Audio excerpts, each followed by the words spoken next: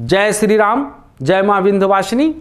खास तौर पे आज जो हम बात करने वाले हैं एक ऐसे ग्रह का जो हमेशा लोग कहते हैं कि वो निगेटिव ही देता है, यानी मन में निगेटिव चीज़ें बना के रखता है, और उस ग्रह का नाम है राहु। लेकिन ऐसा नहीं है। इस कलयुग में सबसे पावरफुल ग्रह अगर माना गया है तो राहु माना गया है, क्योंकि राहु एक ऐसा ग्रह है जो भ्रम फैलाने का कार्य करता है। जिस नेता की कुंडली में कोई बड़ा राजनेता है, अगर उसकी कुंडली का आप विश्लेषण करेंगे तो आप अक्सर पाएंगे कि जब उनके दशम भाव में राहु बैठा हो या देखता है तो ऐसा बहुत बड़ा नेता बन जाते हैं।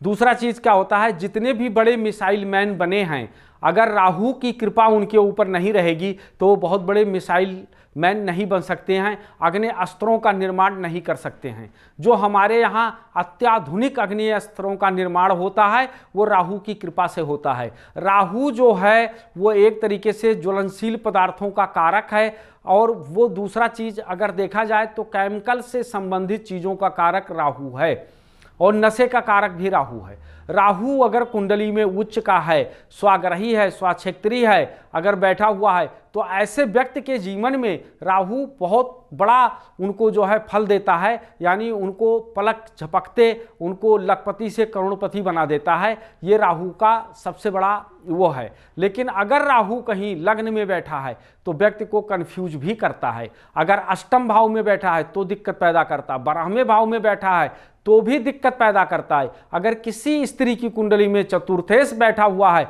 तो उसका जीवन ही खराब कर देता है। इस तरीके का राहु को जो है एक निगेटिव ग्रह कहा गया है, लेकिन वो निगेटिव ग्रह नहीं है। राहु अगर देखा जाए तो सबसे पावरफुल ग्रह है।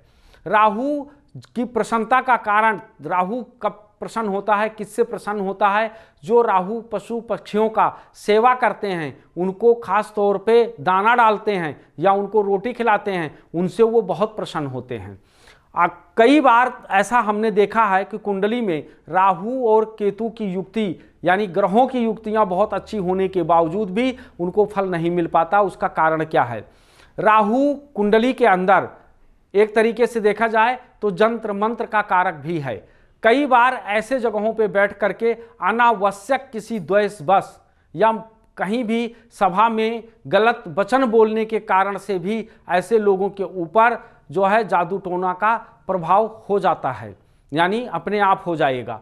तो इस तरीके का जब प्रभाव हो जाएगा तो व्यक्ति जो है बहुत ही ज़्यादा आर्थिक, मानसिक और शारीरिक रूप से परेशान हो जाता है, और बहुत सारी समस्याओं का समाधान चाहते हुए फिर भी उसे नहीं मिल पाता है, और हमेशा उनके मन में निगेटिव चीज़ें चलता रहता है। वो पॉजिटिव में नहीं हो पाएगा कब तक, जब तक उसका निवारण नहीं किया जाएगा। उसके निवारण होने के बाद फिर व्यक्ति को एक नया जीवन मिलता है, और वो अपने जीवन में जिस भी कार्य को करता है उसमें बहुत अच्छा सफलता मिलता है।